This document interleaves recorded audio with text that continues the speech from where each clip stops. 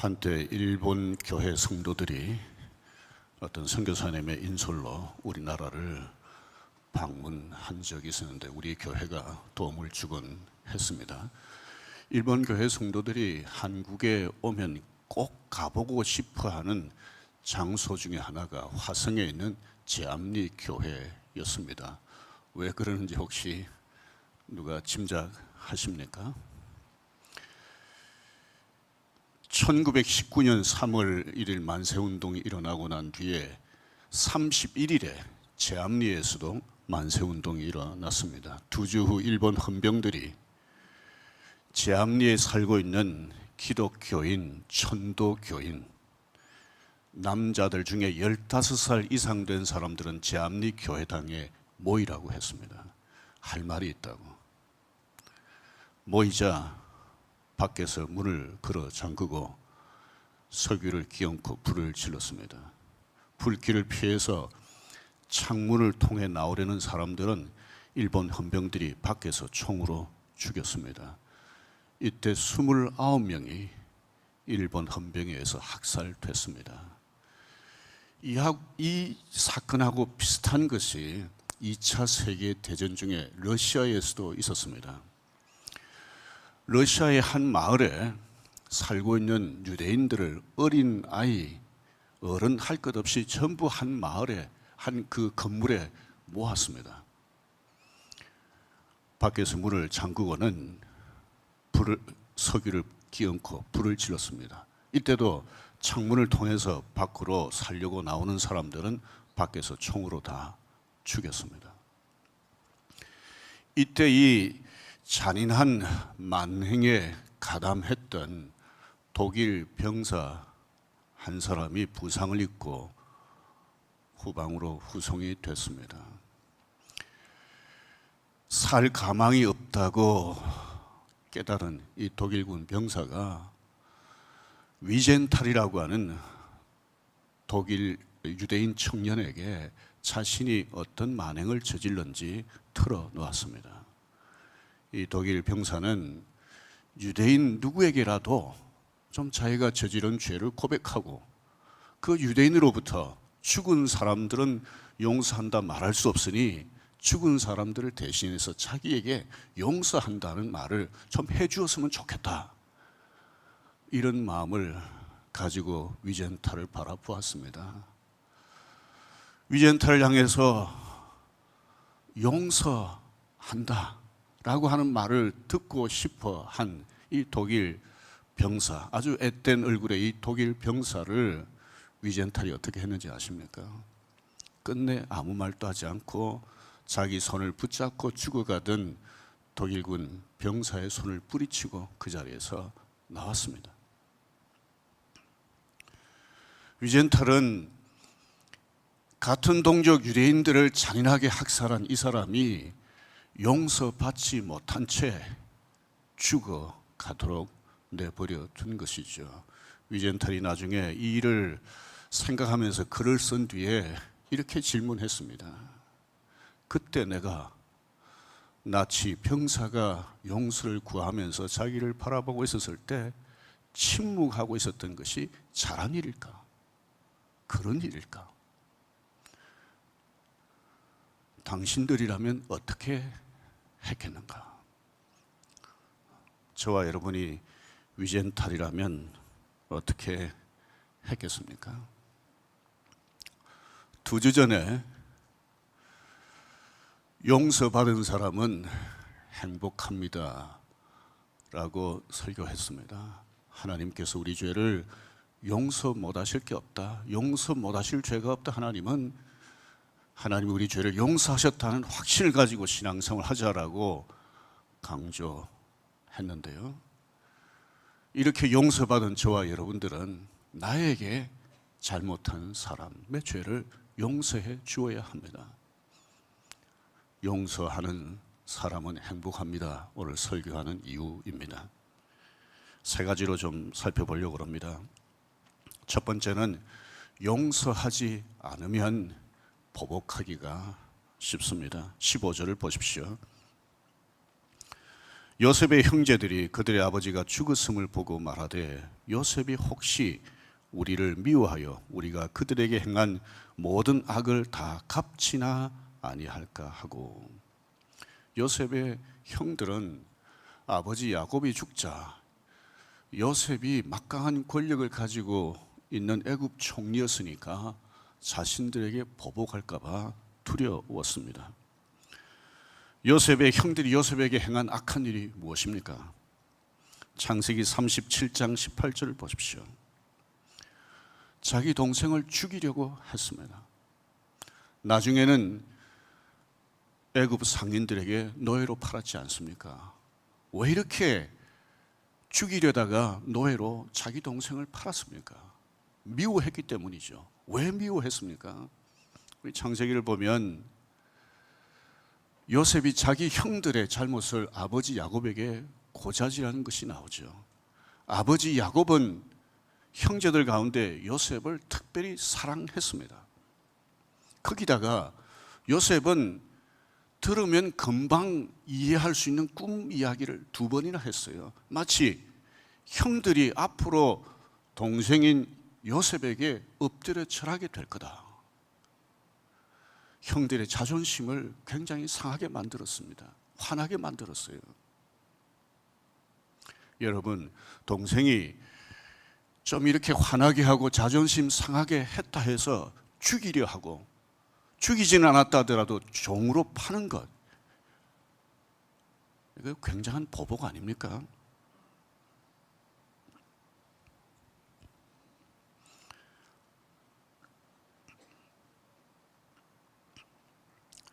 보복하면 어떻습니까?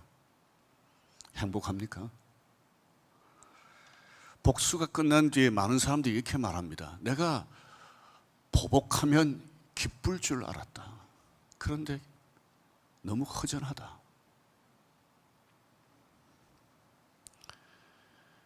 가정이나 직장, 교회에서 다른 사람들에게 보복적인 말이나 태도나 행동을 보인 적 없으십니까, 여러분들은? 그랬을 때 여러분들 기쁘시던가요? 남편에게 화가 난 부인이 며칠 동안 말을 하지 않습니다. 아내에게 화난 남편은 밥을 먹지 않습니다. 보복적인 태도를 보이죠. 기쁜가요? 보복은 사람을 행복하게 하지 못합니다. 더 글로리라는 드라마를 혹시 보셨는지 모르겠습니다. 고등학교 때 같은 학교 학생들에게 언어폭력, 신체폭력을 당했잖아요. 그래서 그 보복하는 과정을 이 드라마가 다룹니다. 그게 보면 남편에게 신체적으로 학대를 당했던 여성이 이 남편에게 어떤 식으로든 보복하려고 합니다. 그러면서 학창시절 자신에게 가해를 행했던 사람들에게, 학생들에게 보복하려고 하는 주인공을 덮습니다. 용서하지 않으면 적극적이든 소극적이든 보복을 하게 되고, 여러분들 보복은요, 나중에 더 글로리가 어떻게 결말이 날지 모르겠습니다만은 당한 대로 되갚는 경우도 있겠지만 그보다 훨씬 더 과잉 보복하게 될 가능성이 많습니다. 더 글로리의 주인공도 나중에 보복을 하고 난 뒤에 행복했다고 말할 수 있을지 모르겠습니다.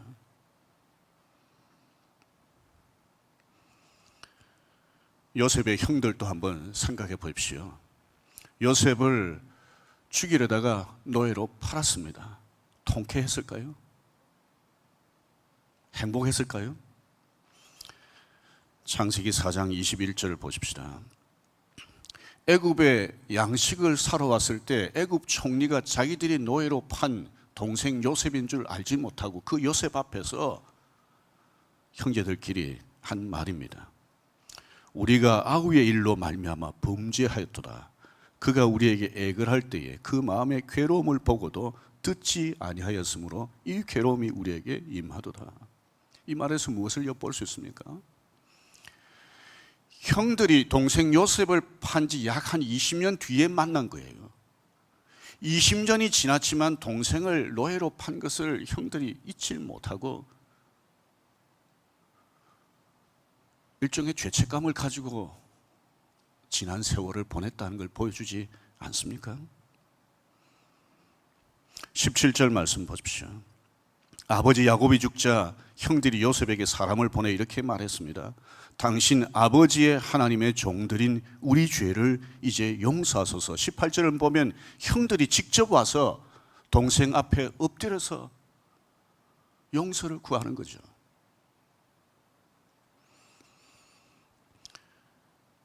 애굽 땅에 요셉의 초청으로 와서 17년이나 양식 걱정 없이 편안하게 살았지만은 아버지가 죽자 요셉이 보복할까 두려웠습니다.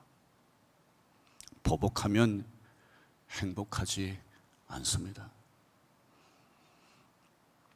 두 번째 우리 살펴보려고 하는 것은 하나님의 은혜를 경험하면 보복 대신에 용서합니다.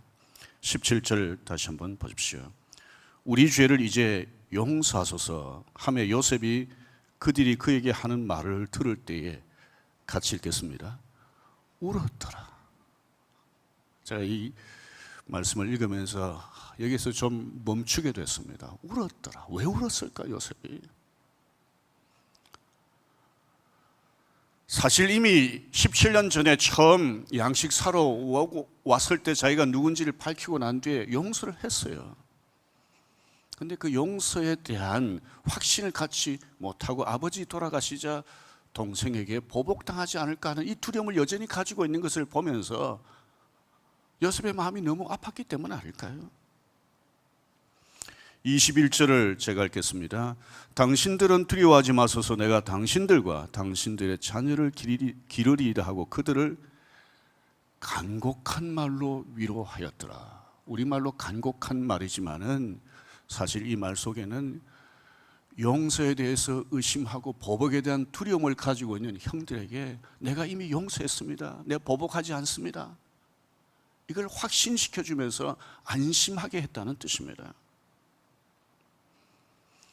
어떻게 요셉이 자신을 죽이려다가 종으로 판 형들을 보복하지 않고 용서할 수 있었을까?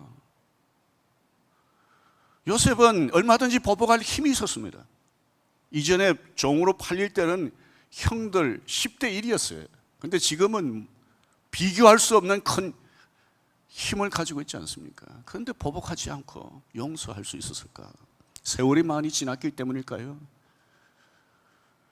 세월이 많이 지나면 감정이 변할 수 있죠. 노예로 팔렸지만 강대국의 총리가 됐기 때문일까요? 예, 환경이 좋아지면 자신에게 못된 짓 한 사람들에 대해서 관대하게 대할 수도 있죠. 하지만 이런 이유 때문에 요셉이 형들을 용서한 건 아닙니다.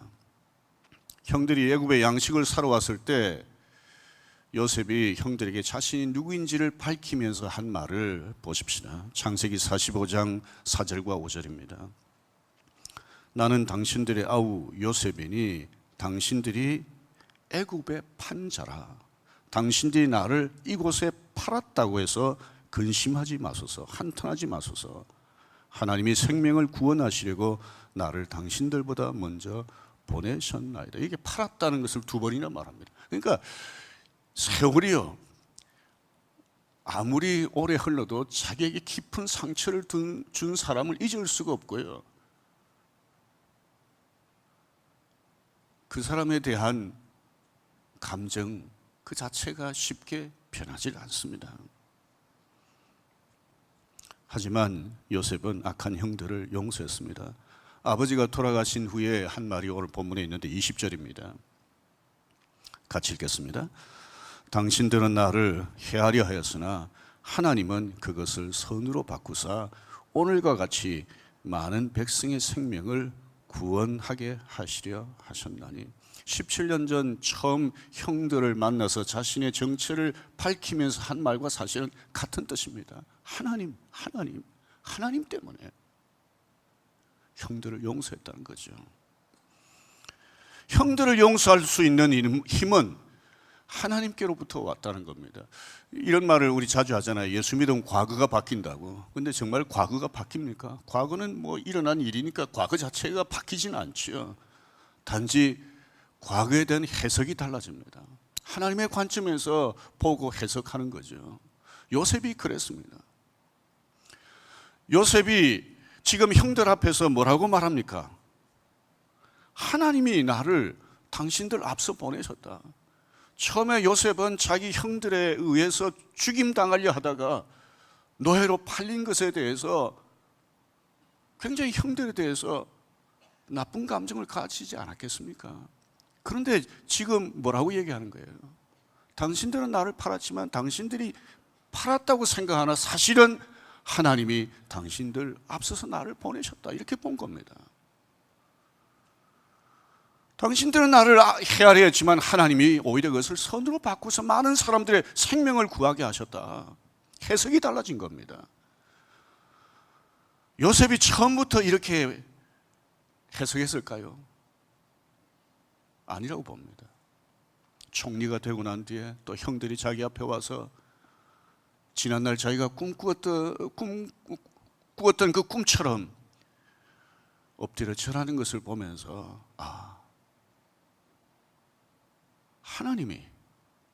하나님이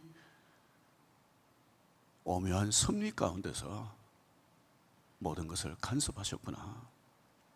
그렇게 깨달은 거죠. 요셉은 이 하나님 때문에 자신에게 베푸신 놀라운 은혜를 생각하면서 형들을 용서했습니다. 20세기 기독교 최고 지성인 중에 한 명이라고 평가받는 C.S. 루이스는 순전한 기독교라고 하는 책에서 용서에 대해서 이렇게 표현을 했습니다. 용서란 말 자체는 쉽다. 그러나 용서를 삶에서 적용하는 일은 너무나 고통스럽다. 도저히 사람의 힘으로는 불가능하기 때문이다. 그러면서 계속 읽어보면 C.S. 루이스는 용서할 수 있는 힘은 결국 하나님께로부터 온다. 하나님의 은혜가 아니면 정말 어떤 죄는 용서하기 힘들다. 어떤 사람은 용서하기 힘들다는 게 불가능하다는 거죠. 우리 용서를 말할 때 자주 생각하는 인물이 누굽니까? 손양원 목사님 아닙니까? 어떻게 자기 두 아들을 죽인 살인자를 양자로 삼을 수 있습니까? 사람의 힘으로는 불가능합니다. 하나님이 은혜를 주시면 용서하지 못할 죄도 용서할 수 있고 용서하기 힘든 사람도 용서할 수 있습니다. 하나님께 받은 용서에 감격하면 용서할 수 있습니다. 지난 주간 우리 마태복음 18장 묵상하시면서 예수님의 비유를 보셨을 겁니다. 하나님의 은혜를 받고서도 잊어버리면 용서 못합니다. 큰 용서 받고서도 자신에게 지은 작은 죄를 용서 못합니다. 마지막 세 번째는 용서를 선물하는 사람은 행복합니다. 오랫동안 용서에 대해서 연구하고 가르치고 책을 쓰고 세미나를 인도한 에버렛이라고 하는 분이 있습니다. 전에도 한번 소개를 한 적이 있는데요. 이분이 용서에 대해서 둘로 나누었습니다. 얻기 위한 용서와 베풀기 위한 용서. 얻기 위한 용서라는 것은 뭐냐면 나 자신을 위해서 용서하는 거예요. 예를 들어서 우리가 용서 안 하면 용서하지 않은 그 사람에 대한 미움, 분노 이런 것이 그 사람을 찌르는 게 아니라 누굴 찌릅니까? 나를 찔러요. 그래서 내 마음이 망가지고 몸이 망가지고 영혼이 망가집니다. 그래서 나 자신을 위해서라도 용서하자는 겁니다. 이게 얻기 위한 용서입니다. 반면에 베풀기 위한 용서는 상대방을 위해서 용서하는 겁니다. 상대방에게 용서를 선물하는 거예요. 요셉의 용서를 한번 생각해 보면 이 베풀기 위한 용서입니다. 얻기 위한 용서가 아닙니다.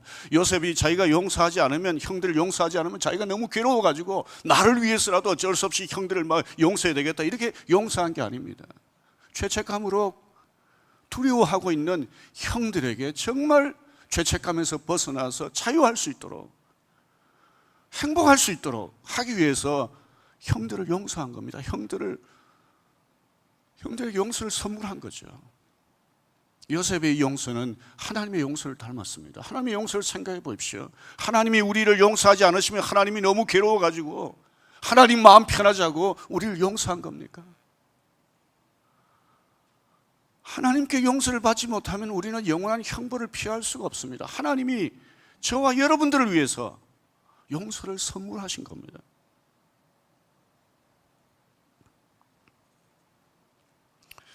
용서 받은 요셉의 형들과 가족들을 한번 생각해 보십시오. 요셉이 정말 우리를 용서했구나. 아버지 살아계실 때 아버지 체면 때문에 아버지 눈치 보느라고 우리를 용서한 것처럼 한 것이 아니라 정말 우리를 용서했구나 생각하면서 얼마나 기뻤을까요? 이런 형들과 가족을 보면서 아까는 요셉이 형들을 보면서 울었는데 용서에 대한 확신을 가지고 행복해하는 형과 가족들을 보면서 요셉은 또 얼마나 기뻤을까요? 감사했을까요? 용서받는 사람도 행복하지만 용서하는 사람도 행복합니다. 비록 아버지 야곱은 돌아가셨지만 아버지의 아들들, 그 야곱의 가문은 용서하고 용서받는 가운데 행복한 가문이 된 것 아닙니까? 미국의 현대 문명을 가능한 거부하고 농경 생활하면서 소박하게 살려고 하는 아미시라고 하는 개신교인 신앙 공동체가 있습니다. 제가 좀 살았던 필라델피아 근방에 랭카스트라고 하는 아미시 공동체 마을이 있는데요. 저도 한번 가본 적이 있는데 이 사람들이 살고 있는 마을에 이 사람들의 자녀들만 다니는 학교가 있었습니다. 2006년에 한 남성이 이 아이들의 학교에 들어가서 총을 난사했습니다. 5명의 아이가 그 자리에서 죽고 5명이 중상을 입었습니다. 범인은 자살을 했습니다. 이 끔찍한 사건이 있고 난 뒤에 자신의 자녀가 죽고 손주가 죽고 친구의 자녀가 죽고 친구의 손주가 죽었는데 아미시 사람들이 범인의 부인과 2 딸을 찾아가서 위로했습니다. 그들도 피해자다 이렇게 생각을 한 거예요. 범인의 장례식에 아미시 사람들이 굉장히 많이 참석을 했습니다. 아미시 마을의 이 참극을 듣고 그 총이 난사된 그 교실 대신에 새로운 교실도 지어주고 어떻게 이들을 좀 도와야 되지 않겠나 생각하고 미국 전역에서 아미시 마을 사람들에게 성금을 보냈어요. 아미시 마을 사람들이 그 돈을 어떻게 쓰는지 아십니까? 물론 자기들을 위해서 썼지만 범인의 가족들에게도 함께 나누어 주었어요. 아미시 사람들이 남아있는 부인과 2 딸을 집으로 초대하고 그들과 함께 식사하고 함께 교제하면서 위로했습니다. 이것이 미국 사회에 알려졌어요. 미국 사회가 큰 충격을 받았습니다. 그리고 이런 질문을 하게 됐습니다. 도대체 저 사람들은 어떻게 저렇게 용서하고 사랑할 수 있는가? 그러다가 답을 찾았습니다. 어디서 답을 찾았는가 하면 아미시의 자녀들이 태어나면 가장 먼저 주기도문을 배운다고 그래요. 저 주기도문 중에 한 내용이 무엇인지 아시죠? 우리가 우리에게 죄 지은 자를 사하여 준 것 같이 우리 죄를 사하여 주시옵고. 아미시 사람들은 자기 아이들 더 이상 보지 못하고 중상으로 고통하는 모습을 한동안 보아야 되는데 하나님께 용서받은 그 은혜를 생각하면서 자기 자녀, 손주를 죽인 사람을 용서하고 그 가족을 사랑했습니다.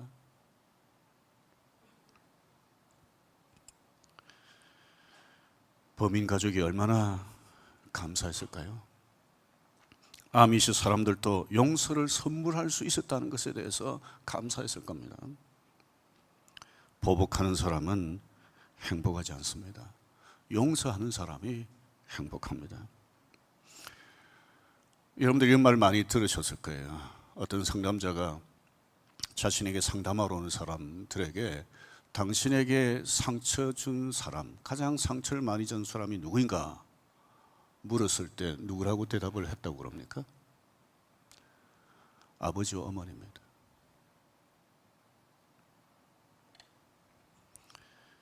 요셉의 형들에게 상처를 준 사람이 누굽니까? 요셉이고 요셉의 아버지입니다. 요셉에게 상처 준 사람은 누굽니까? 요셉의 형들입니다. 용서해야 될 사람은 멀리 있지 않습니다. 생각해 보십시오. 저와 여러분이 용서해야 될 사람은 주로 어디에 있습니까? 에베소서 4장 32절을 보십시다. 같이 읽겠습니다. 서로 친절하게 하며 불쌍히 여기며 서로 용서하기를 하나님이 그리스도 안에서 너희를 용서하심과 같이 하라. 여기 서로 용서하라고 했습니다. 가장 가까이 용서해야 될 사람이 있습니다. 가정에서 상처를 주고받고 저지른 죄 때문에 가족들이 힘들어할 수 있습니다.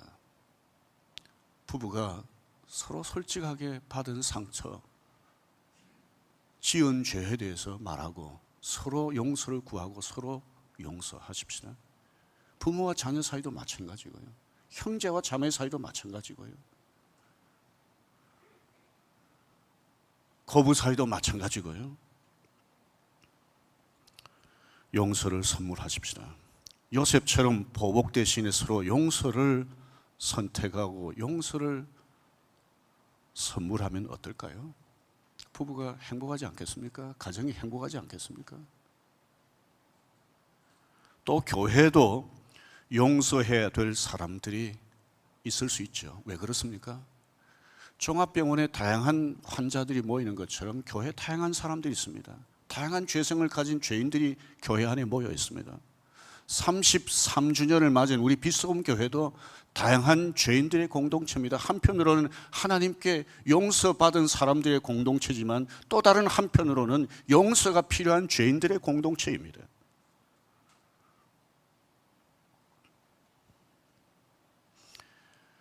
목장 공동체도 마찬가지입니다. 교회 안에 봉사하는 여러 부서들도요, 죄인들의 공동체입니다. 용서받은 사람들의 공동체지만 죄인들이 모여서 서로 상처를 주고받는 죄인들의 공동체입니다. 그래서 용서가 필요합니다. 그런데 교회 안에서 주로 어떻게 죄를 짓는다고 생각하십니까? 깡패들처럼 뭐 치고받고 칼로 어떻게 하고 총으로 어떻게 하고 그렇게 하겠습니까? 주로 교회 안에서는 말로 하지요. 태도나 행동으로 다른 사람들에게 상처를 주고 죄를 짓고 그러죠.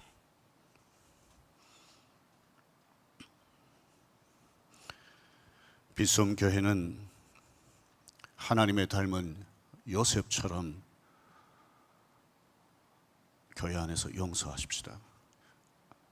아미시 공동체 사람들처럼 용서하는 공동체가 되기 위해 노력하십시다. 오늘 우리가 예배를 드립니다. 왜 이렇게 예배를 드립니까? 성경 열심히 읽고 배웁니다. 왜 그렇게 하십니까? 열심히 기도하십니다. 왜 그렇게 하십니까? 성령 충만을 구하십니다. 왜 그렇게 하십니까? 하나님 기쁘시게 하고 하나님 뜻대로 살고 싶어서 그러신 거 아닙니까? 그러면 용서하십시오. 하나님의 뜻입니다. 용서하십시오. 하나님의 뜻입니다. 하나님이 기뻐하십니다. 용서하지 못하고 예배드리고 용서하지 못하고 기도하고 용서하지 못하고 성경 공부하고 용서하지 못하고 성령 충만을 구하면 하나님이 어떻게 보시겠습니까?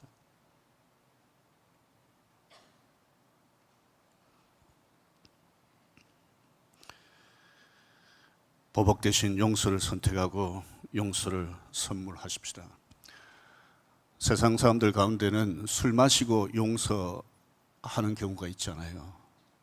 그런데 술 마시고 용서하는 사람들보다 못한 교인들 때문에 교회가 무시당하고 있습니다. 세상 사람들에게. 저 사람들은 술 마시고도 쉽게 용서하는데 도대체 예수쟁이들은 예배 드린다고 하면서 하나님 믿는다고 하면서 왜 저렇게 용서를 못하는가?